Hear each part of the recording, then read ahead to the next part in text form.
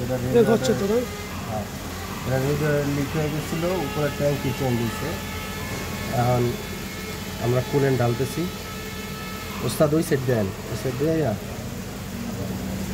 Page সহ নেন, দূরের থেকে আমার মুখ সহ নেন, মুখ সহ। আর কুলেন্ট ঢালার ফায়দা হইলো, কুলেন্ট ঢাললে আপনার কুলিং সিস্টেম ঠিক থাকবে, ভিতরে ধরেন জং করবে না, আয়রন জমবে না। এই জন্য কুলিং আমরা অনেকে মনে করি কুলেন্ট না ঢাললে কী হয়, তাই কুলেন্ট না ঢাললে অনেক ক্ষতি আছে। যেহেতু এটার ভিতরে একটা পানি বারবার ফেলতে থাকে, তো পানির ভিতরে আয়রন থাকলে ওটা জং করবেই, এই জন্য কুলেন্ট অপশন করবে।